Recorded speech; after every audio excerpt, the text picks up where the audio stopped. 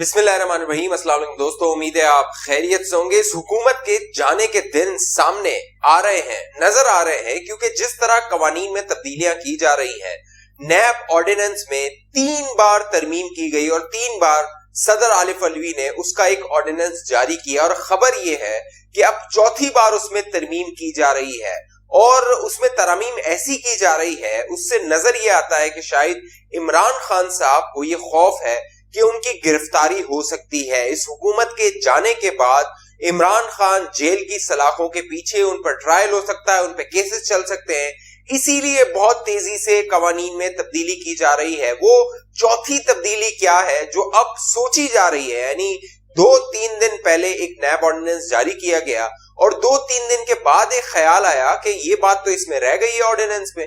لہٰذا ایک اور ترمیم کی جائے، ایک اور آرڈیننس جاری کیا جائے۔ پوری تفصیل آپ دوستوں کو بتاتے ہیں۔ نواز شریف نے ہنگامی اجلاس بلایا ہے، جو پی ڈی ایم ہے، اجلاس بلایا ہے 11 نومبر کو۔ اس اجلاس میں کیا فیصلہ ہو سکتا ہے؟ وہ جو فیصلہ ممکن ہے وہ شہباز شریف صاحب اپنی تقریروں میں بار بار لوگوں کو بتاتے رہے ہیں۔ وہ کیا فیصلہ ہے وہ بھی آپ دوستوں کو بتاتے ہیں۔ جو دوست پہلی بار ہمارے چینل پہ ہیں وہ چینل کو سبسکرائب کر کے بیل آئیکن کا بٹن لازمی کلک کر دیجئے۔ دوستو، معاملہ یہ ہے کہ یہ حکومت پچھلے 3 سال سے وزیر اعظم عمران خان آپ کو کہتے ہوئے نظر آتے تھے کسی کو NRO نہیں دوں گا، لیکن اب جس طرح کے قوانین بنائے جا رہے ہیں، جو ترامیم کی جا رہی ہیں، اور وہ ترامیم آرڈیننس کے ذریعے کی جا رہی ہیں، ایسا نہیں کہ پارلیمنٹ میں قانون پاس کیا جائے، نیشنل اسمبلی بلائی جائے، سینٹ بلائی جائے اور وہاں پر ترامیم کی جائے، ایسا نہیں ہو رہا۔ جو آرڈیننس ہے وہ صدر عارف علوی کے ذریعے پاس کروائے جا رہے ہیں، جاری کروائے جا رہے ہیں، اور ان کے ذریعے قوانین میں ترمیم کی جا رہی ہے۔ اور اب معاملہ یہ ہوا ہے کہ نیب کے جو چیئرمین ہے، جو آخری میں گزشتہ دنوں ایک آرڈیننس جاری کیا ہے، اس کے تحت جو نیب کے چیئرمین ہیں جاوید اقبال صاحب، جن کی ویڈیو آئی تھی آپ کو پتا ہے نا، وہ سر تے پاؤں والی جس میں معاملات ہو رہے تھے، تو ان کا جو ہٹانے کا اختیار ہے وہ وزیر اعظم عمران خان نے اپنے پاس رکھ لیا ہے۔ پہلے ہوتا یہ تھا کہ سپریم جوڈیشل کونسل میں یہ معاملہ جاتا تھا، اور وہاں پر جو سپریم جوڈیشل کونسل ہوتی تھی، صدر پاکستان اس کو ریفرنس بھیج دیتا تھا اور وہ یہ طے کرتا تھا، حالانکہ جو جاوید اقبال صاحب ہے ان کا ایک ریفرنس موجود بھی ہے سپریم جوڈیشل کونسل میں۔ اب وزیر اعظم عمران خان کو جب یہ نظر آیا کہ ان کی حکومت میں پچھلے 3 سالوں میں آٹا اسکینڈل آیا، چینی اسکینڈل آیا، LNG کا اسکینڈل آیا، متعدد اسکینڈلز آئے، دوائیوں کے اسکینڈلز آئے کہ عام عوام کو جو جان بچانے کی ادویات تھی وہ دگنے اور تگنے جو ہے وہ نرخوں پر مل رہی تھی۔ تو یہ سارے اسکینڈل جب سامنے آئے ہیں تو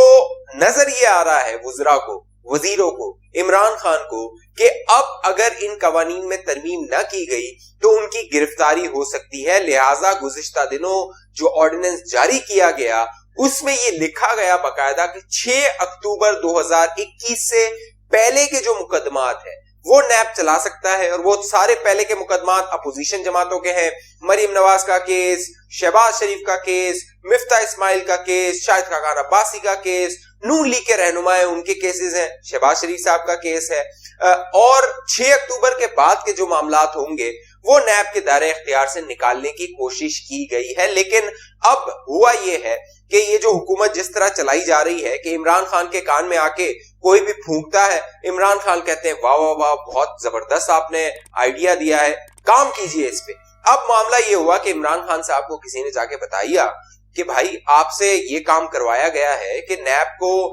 جو چیئرمین ہے اس کو ہٹانے کا اختیار صدر مملکت کو نہیں دیا جا سکتا، وہ آپ اپنے پاس نہیں رکھ سکتے، یہ معاملہ سپریم کورٹ میں چیلنج ہو سکتا ہے۔ تو عمران خان صاحب کو اب خیال آیا ہے کہ اس میں ایک اور ترمیم کی جائے اور اس قانون میں وہ دوبارہ اس میں تبدیلی لائی جائے۔ تو اگلے چند دنوں میں آپ کو نظر آئے گا،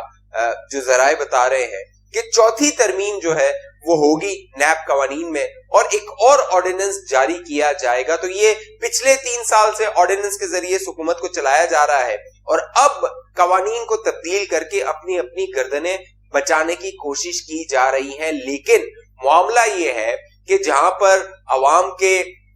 آٹا، دال، چینی کے بھاؤ بڑھ گئے ہیں، پیٹرول کے نرخ بڑھ گئے ہیں، وہاں عمران خان صاحب آئے اس قوم کے سامنے، اور عمران خان صاحب نے یہ اعلان کیا کہ مہنگائی صرف پاکستان میں نہیں ہے، عالمی دنیا پہ ہے، तो वजीर आजम इमरान खान को कोई बताए कि 3 साल पहले इक़्तिदार में आने से पहले ये आलमी दुनिया आपको क्यों नजर नहीं आती थी? आप क्यों कहते थे कि पेट्रोल बढ़ता है तो वजीर आजम चोर होता है? आप ये क्यों कहते थे कि डॉलर बढ़ता है तो वजीर आजम चोर होता है? वहां भी आलमी मार्केट के असरात होते थे। लेकिन अब मामला ये है कि अवाम को ये बताया गया है वजीर आजम इमरान खान की जानिब से कि अवाम को, हर अवाम एक एक शख्स को तकरीबन 154 रुपए का रिलीफ पैकेज दिया जाएगा माहाना। 154 रुपए, यानी 154 रुपए में आजकल न चीनी आती है, न दाल आता है, न रोटी आती है। 154 रुपए में माहाना किसका गुजारा होता है? लेकिन वजीर आजम ने यह ऐलान किया कि 120 अरब रुपए का पैकेज है जो 13 करोड़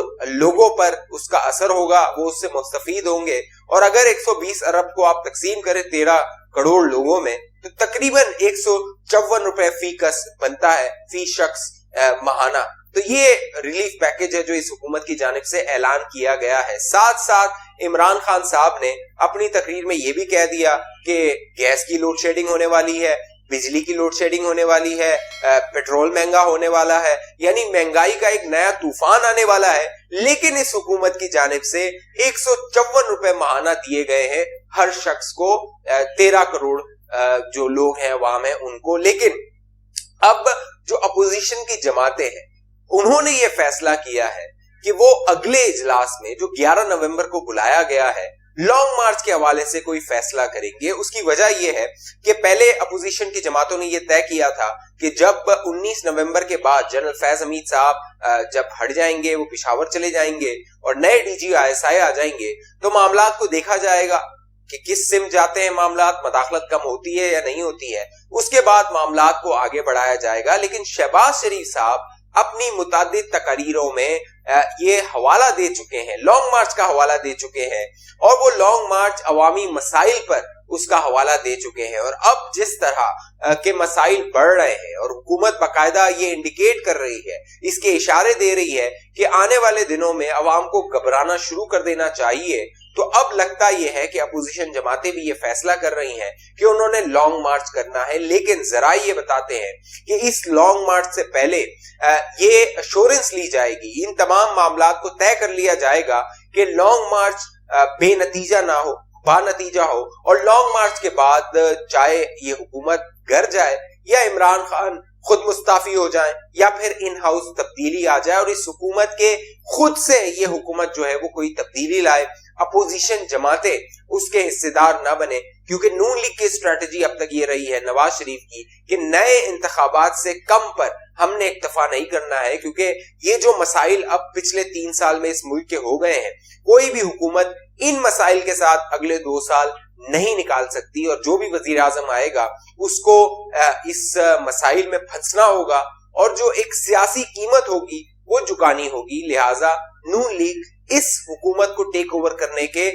इरादे नहीं रखती है। उसका इरादा यही है कि इस हुकूमत को चलता किया जाए, और आसार ये बता रहे हैं, जिस तरह इमरान खान साहब ने अपनी तकरीर की है उसमें आसार ये बता रहे हैं कि ये हुकूमत के अब हाथ पैर फूल चुके हैं, और IMF के साथ जो मुआहिदा हुआ है उसके बाद अवाम की ओर चीखें निकलने वाली हैं, अवाम को और अब घबराना शुरू कर देना चाहिए।